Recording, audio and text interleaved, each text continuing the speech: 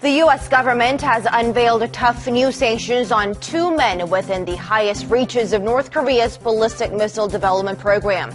The Treasury Department's announcement is just the latest in the Trump administration's maximum pressure campaign against the rogue regime.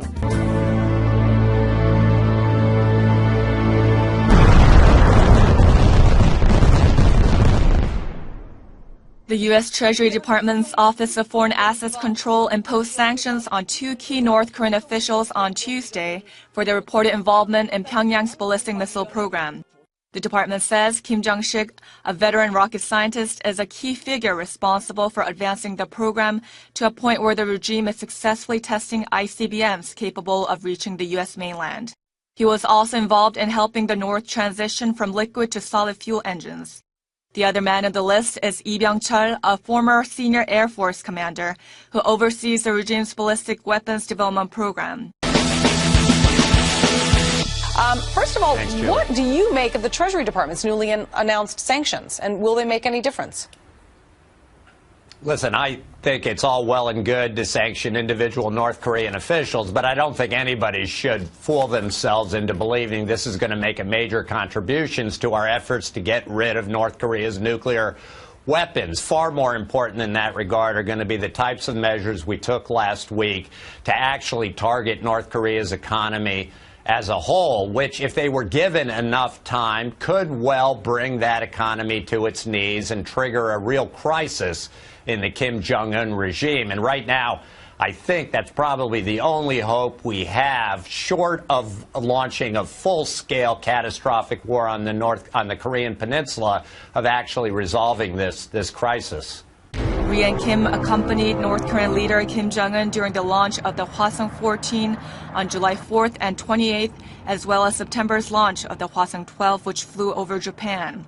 In a sign of their importance within the regime, the U.S. Treasury says both men were apparently invited by Kim Jong-un to travel with him on his private plane. The sanctions mean any assets the two officials hold in the United States can be confiscated and prohibits Americans from interacting with them. They will also be banned from overseeing transactions made in U.S. dollars. Watchers say the punitive measures make up a key part of the Trump administration's efforts to resolve the North Korean issue through intense sanctions and pressure. A precise approach to new North Korean sanctions, as the U.S. took aim at two top officials behind the ballistic missile program on Tuesday. Kim Jong-sik reportedly is a key figure in North Korea's ballistic missile development, including efforts to switch from liquid to solid fuel, and Ri Byung-chul is reported to be a key official involved in North Korea's intercontinental ballistic missile development, the Treasury Department said.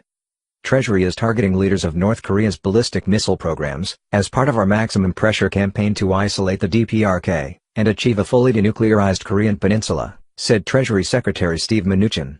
These actions follow Friday's United Nations Security Council resolution, which imposed strong new sanctions on North Korea, further shutting down its ability to raise illicit funds.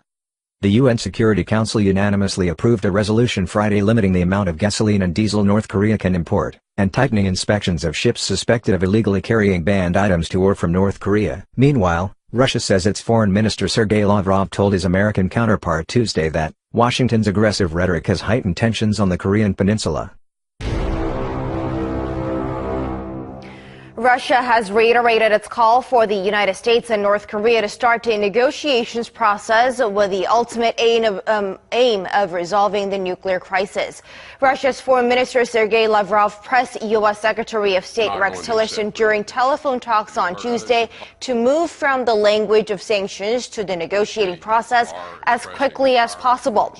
Moscow's foreign ministry added that Lavrov highlighted that it's unacceptable to exacerbate tensions with Washington's aggressive rhetoric towards Pyongyang and increasing military preparations around the Korean Peninsula.